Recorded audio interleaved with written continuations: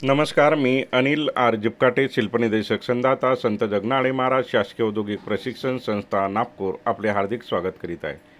अभिनव engineering works Hingna MIDC तर्फे संस्थेला TIG welding machine भेट देण्यात आली। टिग वेल्डिंग मशीनचे इन्स्टॉलेशन करत असताना संस्थेच्या उपसंचालिका सौ श्वेता कुलकर्णी मॅडम जातीने या प्रसंगी हजर होत्या।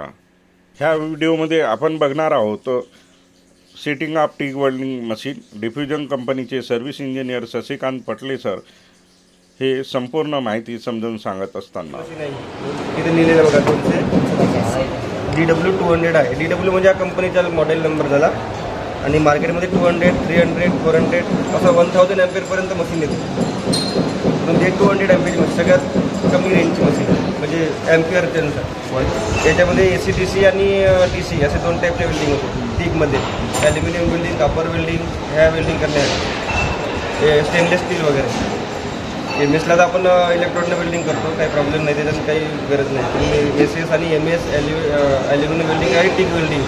टिग म्हणजे टंगस्ट इनर्ट गॅस। इनर्ट गॅस म्हटल्यानंतर याला आर्गनच लागतो, CO2 नाही लागत। CO2 ॲक्टिव्ह गॅस आहे, इनर्ट गॅस लागतो याला। तर याला आपण लावू फक्त ऑर्गॉन सिलेंडर।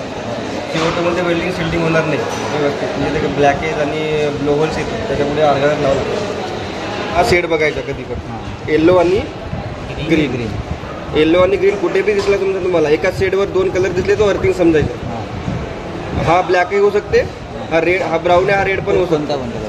हा कलर कोणता पण होऊ पण हा चेंज होणार नाही। इंटरनॅशनल स्टँडर्डच्या हिशोबानं ग्रीन आणि येल्लोचा शेड अर्थिंग। याला न्यूट्रल लागत नाही मशीनला, न्यूट्रल लागत नाही। न्यूट्रल लावायला तर मशीन वेल्डिंग काम करणार नाही। न्यूट्रल लावायचं नाही, हा अर्थिंग बॉडी अर्थला लावायचं। हे इनपुट झालं। त्याच्यानंतर हा वेल्डिंग टॉर्च आहे, टिग वेल्डिंग टॉर्च। याला टॉर्च म्हणतात, टिग वेल्डिंग टॉर्च। याच्यामध्ये हा वॉटर कूल्ड नाही आहे, हा गॅस कूल्ड टॉर्च आहे। याच्यामध्ये वॉटर कूल्ड आणि गॅस कूल्ड दोन टाईपचे येतात।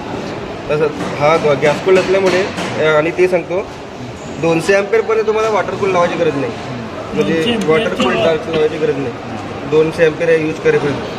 कारण आता हा 200 एम्पियरची मशीन आहे। 200 आपण जास्तीत जास्त यूज करू 170, 180 एम्पियर किंवा 150 एम्पियर, 150 एम्पियर। तर 150 to 100 एम्पियरपर्यंत वॉटर कूल टॉर्चची गरज नाही, कारण तेवढं गरम होत नाही। हे कंज्युमेबल म्हणतात। हे कंज्युमेबल्स सारखेच दिसतील, नावं सारखेच राहतील, फक्त साईज वेगळा होऊ शकतो, परंतु तुम्हाला हे असेच दिसणार, ऑलमोस्ट सारखेच दिसतील, फक्त नावं किंवा साईज चेंज होईल, परंतु नाव सारखेच राहणार। हा टॉर्च हेड झाला, हा टॉर्च हेड इथपासून इतकं टॉर्च हेड। आणि टॉर्च हेड नंतर हा सगळं झालं होसेसचे प्रकार। हे होस आहे इकडे, ह्या होसमध्ये वेल्डिंग केबल आहे। आता तुम्हाला वेल्डिंग प्रश्न पडेल ना, जसं तुम्ही आता शिकले म्हणून तुम्हाला माहीत असेल, किंवा कधी तुम्हाला नाही समजत वेल्डिंग कसं होते बा। याच्यामध्ये वेल्डिंग केबल आहे, हा दिसणार नाही, पण याच्यामध्ये हा पाईपासोबत, याच्या गॅससोबत आणि ह्या पाईपात गॅस आणि वेल्डिंग केबल दोन्ही करंटसाठी, वेल्डिंग करण्यासाठी याच्यात लागलेलं आहे। ते क्लॅम्पिंग केलेलं आहे ह्या लेटासोबत। हे वेल्डिंग केबल आला आणि गॅस केबलही सोबत आलं आहे। आणि जसं वॉटर कूल्ड असला असताना वॉटरची आली असते, दोन पाईप वाढलेली असते, एक वॉटर इन आणि वॉटर आउट। इथपर्यंत येऊन वापस थंड, हा हेड थंड होऊन तो वापस कूलरमध्ये जात। कूलर आपण वॉटर कूलर वापरू शकतो किंवा मोटर वापरू शकतो, त्यासाठी कोणते वॉटर टँकमध्ये वापस जाईल। हा गॅस कूल्ड आहे, हा गॅस कूल्डमध्ये इथे लागेल। आता आपण गॅस कूललाच का म्हणलं जाते, एअर कूल म्हणलं, एअर कूल म्हणणार किंवा गॅस कूल सारखंच नाव आहे ते। आता त्याला फिट करताना बरोबर फिट करताना प्रॉपर फिट करायचं, याला टाईट करून घ्यायचं। हे टाईट करायसाठीच आहे, हे नाही लागलं तर तुम्हाला पाण्याने टाईट करू शकता। त्याच्यानंतर हे बघा, हे स्विच आहे। आजकालच्या इन्व्हर्टर मशीनमध्ये जोपर्यंत तुम्ही स्विच चालू करणार आहे तोपर्यंत आउटपुट करंट येणार नाही। तुम्ही आता म्हणाल की हे स्विच दाबून तुम्ही वेल्डिंग करतो म्हणाल ना, वेल्डिंग होणार नाही। हे एक सेफ्टी प्रिकॉशन आहे। तर हे जे स्विच दाबल्यानंतर त्याच्यामध्ये फक्त कॉन्टॅक्ट आहे। हे स्विच दाबल्यानंतर हा NC होईल। आता सध्या हा NO आहे, इलेक्ट्रिकल लँग्वेजमध्ये म्हणतात NO, नॉर्मली ओपन। तर हा जोपर्यंत इथे लावत नाही आपण, हे इथेच लागेल। हा सिम्बॉल जो आहे ना, हा रिमोटचा सिम्बॉल आहे, म्हणजे स्विचचा सिम्बॉल, रिमोट आणि स्विच म्हणता येईल त्याला। बरोबर ते छिद्र त्याच्यात ते मॅच असं करेल. खोल. खाचा मॅच करून ते लावायचे असं प्रॉपर टाईट करून घ्यायचं. हे झालं टॉर्चचे कनेक्शन. आता याला का म्हणायला लागेल मग? काय झालं मग हे स्विचचं कनेक्शन झालं. हे झालं स्विचचे कनेक्शन. हा जोपर्यंत तुम्ही लावणार नाही तोपर्यंत ही ऑपरेट होणार नाही, म्हणजे दबेल पण काम करणार नाही. हो, हे सगळं प्लास्टिक बॅकलाइट मटेरियल सारखं असते मटेरियल. प्लास्टिक नाही आहे, प्लास्टिक मेल्ट झाला. आणि दुसरं आता हे कन्झ्युमेबल्स. आता सगळ्यात मोस्ट आहे कन्झ्युमेबल्स. याला टंगस्टन म्हणते. हा टंगस्टन आहे. इलेक्ट्रोड म्हणू शकतो. टंगस्टन इलेक्ट्रोड हा धातू आहे टंगस्टनचा. हे टंगस्टन म्हणते आणि इलेक्ट्रोड पण म्हणू शकतो त्याला. टंगस्टन. आणि हा झाला कोलेट. कोलेट म्हणजे कसं, हा टंगस्टन साईजच्या नुसार याला आपण वापरू शकतो. जसं हा 1.6 mm आहे. 1.6 mm. तर 1.6च्या कोलेट पण 1.6चा कलर वापरायला लागेल आपल्याला. हा कलर बघायचा. कधी कलर वरती नाही, इकडून घासायचं नाही. याला पाईंट करावं लागते ग्राइंडरने. सध्या फ्लॅट आहे सगळं. हा जे सध्या नवीन आहे तेवढे पाईंट करूनच वेल्डिंग, म्हणजे गन पाईंट म्हणते ना आपण वेल्डिंगच्या. जसं वेल्डिंग जिथे वेल्डिंग आहे तिथे गन बनवावं लागेल, पाईंट बनवावं लागेल, तेव्हाच वेल्डिंग होते ते व्यवस्थित. नाहीतर मग ते वेल्डिंग असे फैलते. सारखी वेल्डिंग होते. तर बोथड नाही पाहिजे, टोकदार पाहिजे. त्याचा अँगल असते, किती अँगलमध्ये घासायचं त्याला. हा हे कोलेट झाला. Collate body. हा कोलेट बॉडी लक्षात ठेवा. हा असं तुम्हाला असं दिसणार सगळे टार्चमध्ये, फक्त साईज मोठा का लहान मोठा होऊ शकतो, पण हा तसंच दिसतो. आता कोलेट बॉडी या कोलेटमध्ये टाकायची. कोलेटमध्ये टाकायच्या पहिले आपला काय टाकायचं, इलेक्ट्रोड टाकायचं टंगस्टन. हां, कोलेटमध्ये पहिले टंगस्टन टाकायचं. त्याच्यानंतर हा कोलेट बॉडीमध्ये घालायचं. त्याच्यानंतर हा असर हेडमध्ये टाक. हा वासर आहे. हा पांढरा वासर लक्षात ठेवायचा. टाईट करून घ्यायचा असं. आणि हे आहे सिरेमिक गॅस नोझल. त्याला गॅस नोझल म्हणतो. सिरेमिक. हा जो निमुळता भाग आहे ना, समोर ठेवायचा. इंटरनल त्याला थ्रेड आहे. हो, थ्रेड आहे. आतमध्ये थ्रेड आहे. आणि त्या कॉलेट बॉडीवर थ्रेड आहे. ते टाईट होऊन जाईल. तरी पण तुमचं टंगस्टन टाईट झालं नाही, त्याला टाईट करायसाठी लागते हे गॅस कॅप. हा लांब टंगस्टन असल्यामुळे आपण लॉंग कॅप वापरायचं. लहान जसं छोटा होईल तसं शॉर्ट होईल. मग ही झाली लॉंग कॅप आणि ही झाली शॉर्ट कॅप.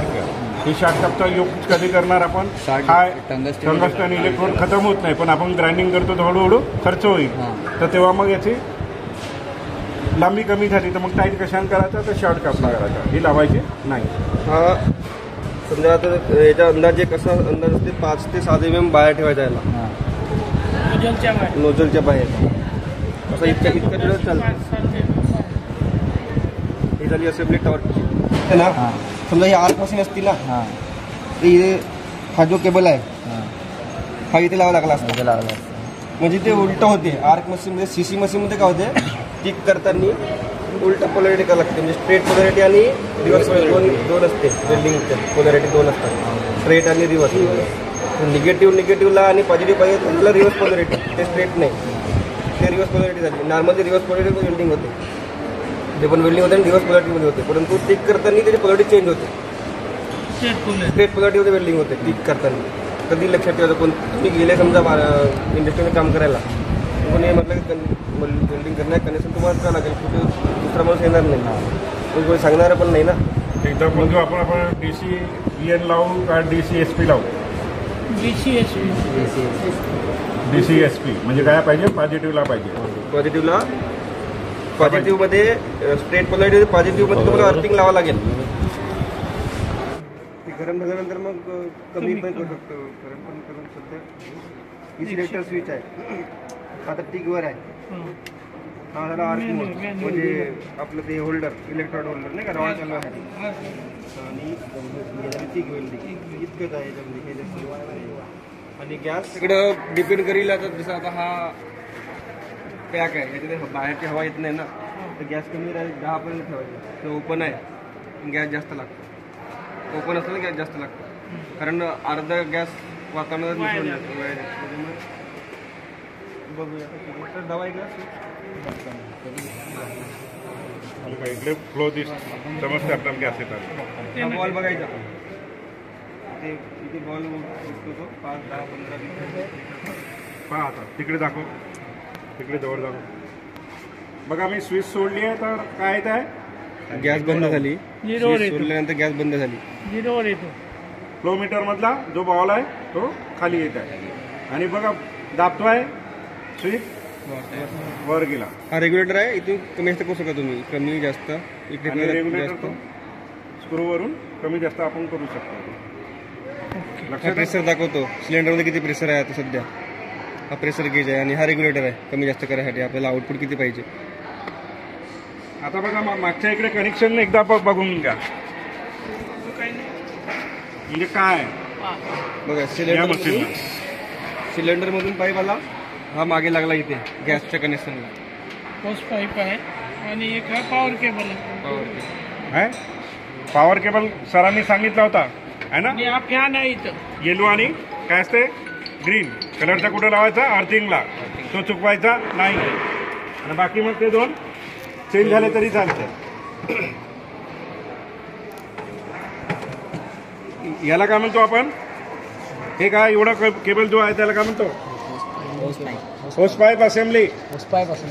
हा का जरा स्टिक वेल्डिंग तार कोणत्या प्रकारातला आहे, प्रकार कोणता आहे, एअर कूल्ड. सरांनी सांगितलं ना गॅस कूल्ड, एवढ्या लवकर विसरले का. Air cooled. तर आपला हा फ्यूम एक्स्ट्रॅक्टर जो वेल्डिंग बूथ आहे आपला, त्याच्यामध्ये आपण हे वेल्डिंग करतो आहे. हे एम्पियर करंट, ही कॉन्स्टंट करंट आहे. हा machine constant voltage constant current प्रकारातली येते. परंतु ही कशी आहे मशीन, कोणती आहे, DC inverter tick welding machine आहे. तर याच्यामध्ये आपल्याला काय करायचं आहे, कॉन्स्टंट करंट वापरायचं, म्हणजे करंट सेट करून ठेवायचं आहे.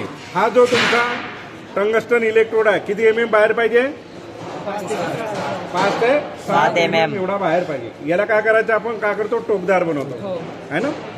टोकदार समजा बनवला नाही तर काय होईल, वेल्डिंग बराबर ना होईल, आर्क डेव्हलप होईल का, त्याला टोकदार बनवायचा. म्हणजे आर्क तयार करण्यासाठी आपण टंगस्टन इलेक्ट्रोडचा वापर करू. ही नोझल आहे, नोझलच्या आतमध्ये काय कोलेट आहे. कोलेट म्हणजे आपण फिट करतो त्याप्रमाणे. मग त्यानंतर कोलेट बॉडी आहे ना, त्याच्यानंतर हे आपण सिरॅमिक नोझल वापरतो. नोझलचा तुम्हाला सांगितलं कशा पद्धतीने आपण सिलेक्शन करायचं आहे नोझल. ठीक आहे. आणि ही काय एंड कॅप आहे, आपण लॉंग कॅप सुद्धा म्हणतो याला. त्याच्यात 2 प्रकारचे आहे, ते लॉंग आणि शॉर्ट. आता सर जोपर्यंत त्याला स्विच दाबलं नाही ना, स्विच दाबल्याशिवाय आउटपुट असले बसून तुमचे ते अँगलच्या हिशोबानं तुमच्या वेल्डिंग पोझिशनच्या हिशोबाने स्विच दाबून ठेवायची. हे फ्रिक्वेन्सी वरतून पण पकडू शकते मशीन. बघा ते झाला आर्क तयार झाला. हा समजा याच्या पोलॅरिटी तुम्ही चेंज केली, पोलॅरिटी मशीनची, तर हा टंगस्टन जसा आता आर्क स्ट्राईक केला, आर्क स्ट्राईक केल्यानंतर हे टंगस्टन जळून जाईल. समजा तुम्ही रिव्हर्स आहे, आपण जे पोलॅरिटी चेंज केली, आता सध्या कसं मध्ये आहे ते स्ट्रेट पोलॅरिटीमध्ये. रिव्हर्स केले तर हा टंगस्टन लगेच मेल्ट होईल, आर्क स्ट्राईक करता बरोबर मेल्ट होईल. ते लक्षात ठेवायचं. समजा आता इलेक्ट्रोड सोबत ठेवायचा आपला काय करायचं आहे, काय करणार पहिले मदनकर, काय करणार पहिले आर्क तयार हा कर, आर्क तयार कर. थोडस मागे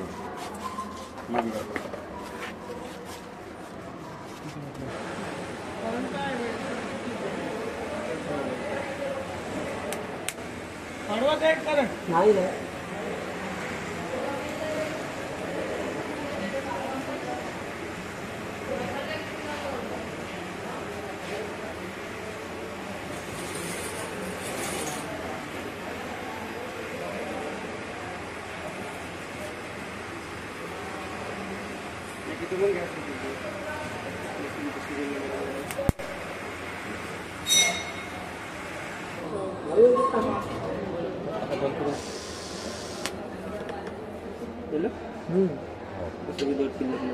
कमी थिकनेस असल्यामुळे नाही का, म्हणजे आपण मेटल टू मेटल मेल्ट करत आहोत विदाउट फिलर. आता विदाउट फिलरनं वेल्डिंग पण होणार. हो बरोबर. याला फक्त चालू बंद केला तरी होते. हो